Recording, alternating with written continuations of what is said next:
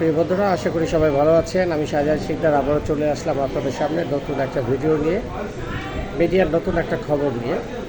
প্রিয় বন্ধুরা, যারা সাকিবিয়ানরা আছেন আসলে তারা আনন্দে আত্মহারা হয়ে যাচ্ছেন সাকিব খানের আপকামিং সিনেমা যেটা আসছে সেটা নিয়ে। সেটা হলো তুফান।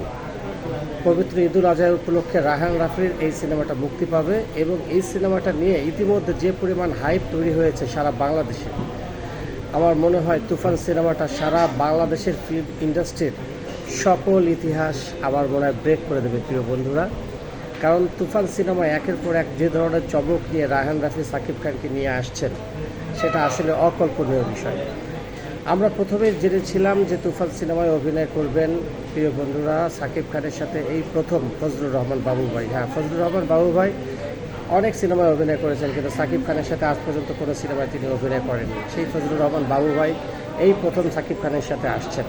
এই খবরের রেশ কাটতে না কাটতে আর একটা চমকপ্রদ খবর নিয়ে রায়হান রাফি আমাদেরকে উপহার দিলেন। সেটা হলো প্রিয় বন্ধুরা চমকে যাবার মতো একটা কথা, ঘটনা, একটা খবর। সেটা হলো রায়হান রাফির তুফান সিনেমায় সাকিব খানের ভিলেন হিসেবে থাকছেন চঞ্চল চৌধুরী।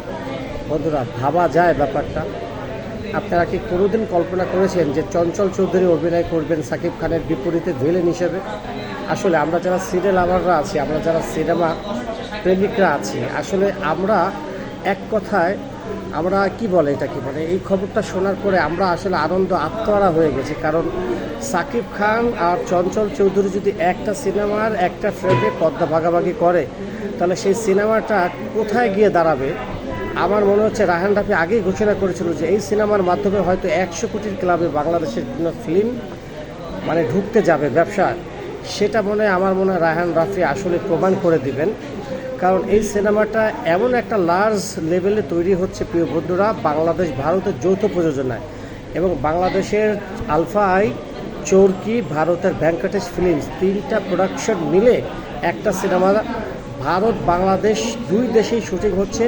বাংলাদেশ থেকে যেমন একটা নায়ক আছেন, একটা নায়িকা আছেন, তেমনি ভারত থেকেও একটা নায়িকা আছেন। মিমি চক্রবর্তী আছেন ভারত থেকে সাকিব খানের বিপরীতে, বাংলাদেশ থেকে আছেন নাবিলা, বাংলাদেশ থেকে ফজলুর রহমান বাবু, আবার ওদিকে আবার চঞ্চল চৌধুরী। ভাই, ভাবা যায় বিষয়টা?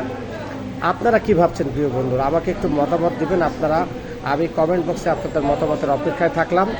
আমার তো মনে হচ্ছে ভাই যে সকল ধরনের রেকর্ড এই তুফান সিনেমার মাধ্যমে সাকিব খান ভেঙে চুরে বাংলাদেশের ফিল্ম ইন্ডাস্ট্রিকে একটা অনন্য উচ্চতায় নিয়ে যাবেন, তিনি যেটা নিয়েছিলেন প্রিয়তমা সিনেমার মাধ্যমে।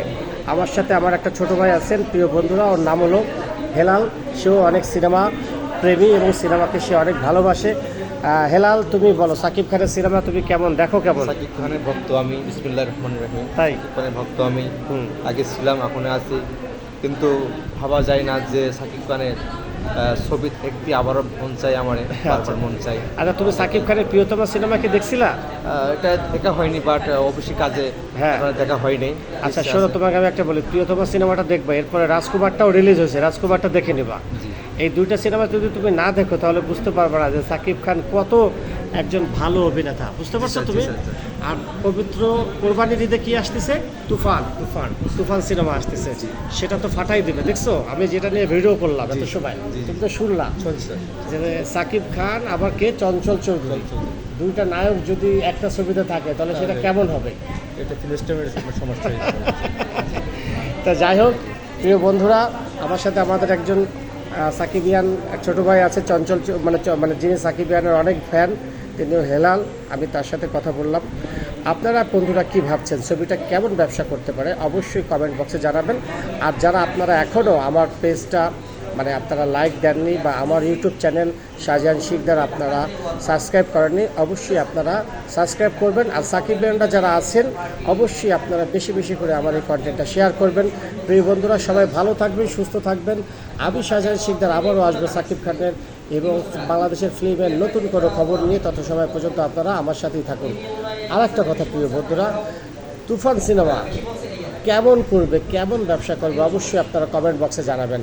আমি তো বলে দিলাম, দেখবেন তুফান সিনেমা বাংলাদেশের ফিল্ম ইন্ডাস্ট্রিজের সকল রেকর্ড ভেঙে চুরে খান খান করে দিয়ে নতুন একটা মাইল ফলক করবে, এটা আমার দৃঢ় বিশ্বাস। আপনারা যদি আমার সাথে একমত হয়ে থাকেন অবশ্যই কমেন্ট বক্সে জানাবেন। সবাই ভালো থাকবেন, সুস্থ থাকবেন।